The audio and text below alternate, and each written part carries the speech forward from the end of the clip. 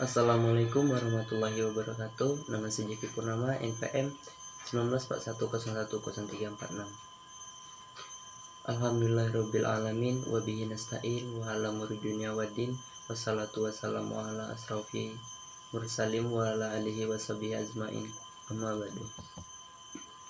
Islam dalam kemajemukan beragama.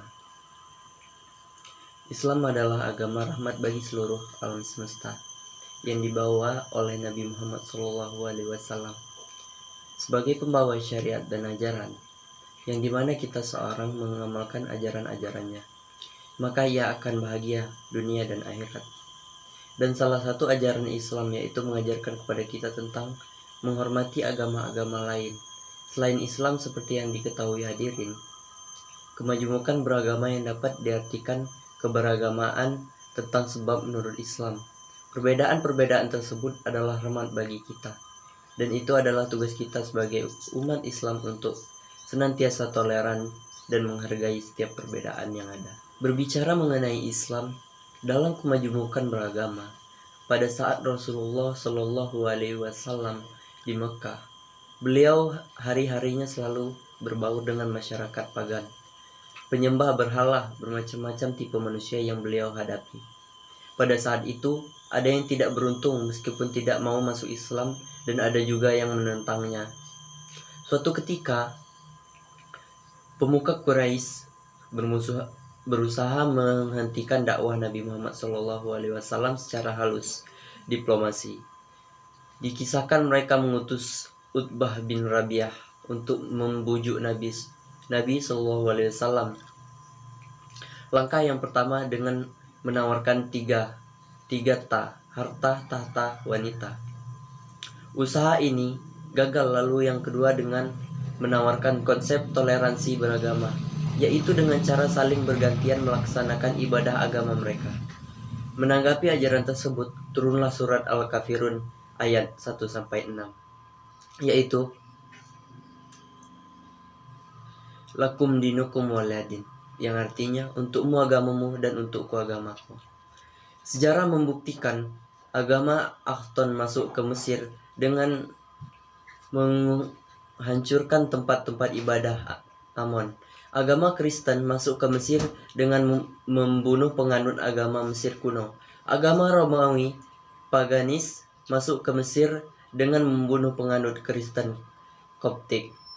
Islam masuk Mesir, tidak satupun rumah ibadah yang dibakar, tidak seorang pun pendeta yang dibantai. Sesuatu dengan sabda Rasulullah Muhammad SAW, yang artinya, siapa saja yang menyakiti kafir, zalim sungguh telah melukaiku.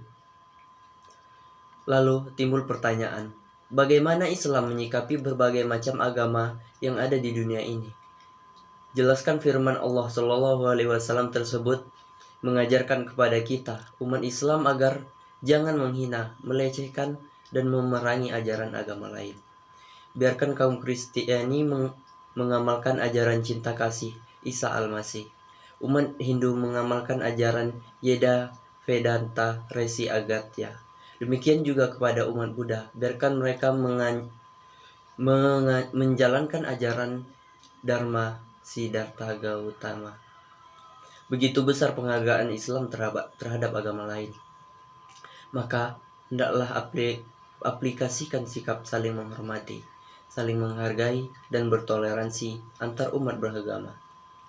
Boleh kita toleran mengenai muamalah terhadap agama yang lain, akan tetapi kita dilarang untuk bertoleran dengan masalah keyakinan terhadap agama lain. Berikut ini adalah bukti bahwa Islam adalah agama yang menjunjung tinggi toleransi terhadap agama lain. Pertama, Islam mengajarkan menolong siapapun dia, apapun agamanya.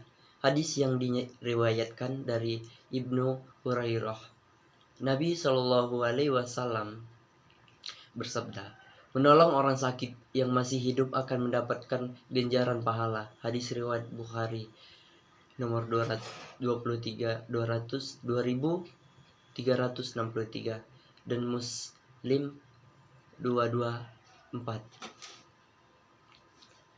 Kedua, tetap menjalani hubungan kerabat pada orang tua non-muslim.